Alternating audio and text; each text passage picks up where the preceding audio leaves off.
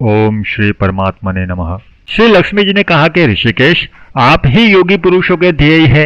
आपके अतिरिक्त भी कोई ध्यान करने योग्य तत्व है, यह जानकर मुझे बड़ा कौतूहल हो रहा है। इस चराचर जगत की सृष्टि और संहार करने वाले स्वयं आप ही है। आप सर्वसमर्थ है। इस प्रकार की स्थिति में होकर भी यदि आप उस परम तत्व से भिन्न है तो मुझे उसका बोध कराइए।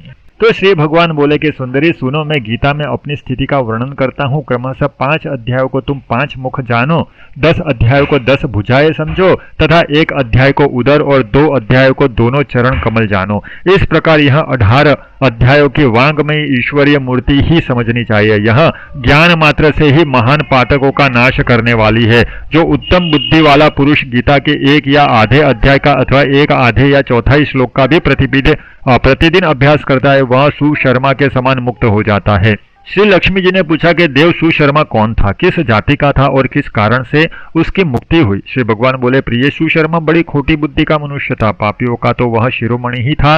उसका जन्म वैदिक ज्ञान से शून्य एवं क्रूरतापूर्ण कर्म करने वाले ब्राह्मणों के कुल में हुआ था। वह न ध्यान करता था, न जप, न होम करता था, न अतिथियों का सत्कार। वह लंपट होने के कारण सदा विषयों के सेवन में ही आसक्त रहता था। हल जोतता था और पत्ते बेचकर जीविका चलाता था। उसे मदिरा पीने का व्यसन था तथा वह मांस भी खाया करता था।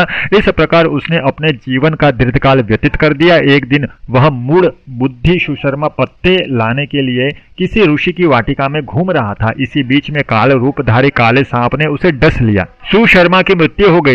तदनंतर वह अनेक नरकों में जा वहां की यातनाएं भोगकर मृत्युलोक में लौट आया और वहां बोझ ढोने वाले बैल हुआ। उस समय किसी पंगु ने अपने जीवन को आराम से व्यतीत करने के लिए उसे खरीद लिया। बैल ने अपनी पीठ पर पंगु का भार ढोते हुए बड़े कष्ट से 7-8 वर्ष बिताए। एक दिन पंगु ने किसी उसे ऊंचे स्थान पर बहुत देर तक बड़ी तेजी के साथ उस बैल को घुमाया। इससे वह थककर बड़े वेग से पृथ्वी पर गिरा और मूर्छित हो गया। उस समय वहां कुतूहलवश आकृष्ट हो बहुत से लोग एकत्रित हो गए। उस जन समुदायों में से किसी पुण्यात्मा व्यक्ति ने उस बैल का कल्याण करने के लिए उसे अपना पुण्य दान दिया। तत्पश्चात कुछ दूसरे लोगों ने भी अपने अपने पुण्य को याद करके उन्हें उसके लिए दान किया। उस भीड़ में एक वेश्या भी खड़ी थी। उसे अपने पुण्य का पता ही नहीं था, तो भी उसने लोगों की देखा देखी उस बैल के लिए कुछ त्याग किया। तदनंतर यमराज के दूत उस मरे हुए प्राणी को पहले यमपुरी में ले गए। वहां यह विचार कर कि यह वेश्या के दिए हुए पुण्य से पुण्यवान हो गया है, उसे छोड़ दिया गया। फिर वह भूलोक में आकर उत्तम कुल और शील वाले ब्राह्मणों के घर में उत्पन्न हुआ। उस समय भी उसे अपने पूर्व जन्म की बातों का स्मरण बना रहा। बहुत दिनों के बाद अपने अज्ञान को दूर करने वाले कल्याण तत्व का जिज्ञासु होकर वह उस वेश्या के पास गया और उसके दान की बात बतलाते हुए उसने पूछा, तुमने कौन सा पुण्य किया था? वेश्या ने उत्तर दिया, वह पिंजरे में बैठा हुआ तोता प्रतिदिन कुछ पढ़ता था, उससे मेरा अंतःकरण पवित्र हो गया। उसी का पुण्य मैंने तुम्हारे लिए दान किया था।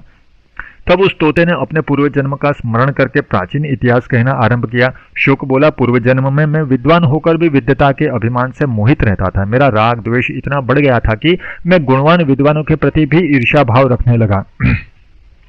फिर समयानुसार मेरी मृत्यु हो गई और मैं अनेकों द्रोणित लोकों में भटकता फिरा। उसके बाद इस लोक में सदगुरु की अत्यंत निंदा करने के कारण तोते के कुल में मेरा जन्म हुआ। पापी होने के कारण छोटी अवस्था में ही मेरे माता पिता से वियोग हो गया। एक दिन मैं ग्रीष्म ऋतु में तपे हुए मार्ग पर पड़ा था। वहां से कुछ श्रेष्ठ मुनि मुझे उठाकर लाए और महात्माओं के आश्रम के भीतर एक पिंजरे में उन्होंने मुझे डाल दिया। वहीं मुझे पढ़ाया गया। ऋषियों ने बालक पढ़े आदर के साथ गीता के प्रथम अध्याय की आवृत्ति करते थे।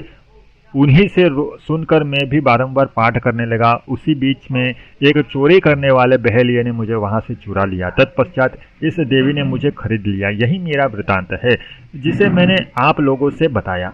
पूर्व काल में मैंने इस प्रथम अध्याय का अभ्यास किया था, जिससे मैंने अपने पाप को दूर किया। फिर उसी से इस वेश्या का भी अंतःकरण शुद्ध हुआ और उसी के पुण्य से भी द्विज श्रेष्ठ सुशर्मा भी पाप मुक्त हुए। इस प्रकार परस्पर वार्तालाप और गीता के प्रथम अध्याय के महात्म्य की प्रशंसा करके वे तीनों निरंतर अपने अपने घर पर गीता का अभ्यास करने लगे। फिर ज्ञान प्राप्त करके वे मुक्त हो गए। इसलिए जो गीता के प्रथम अध्याय को पढ़ता, सुनता तथा अभ्यास करता है, उसे इस भव सागर को पार करने में कोई कठिनाई नहीं होती। ओम श्री परमात्मने नमः।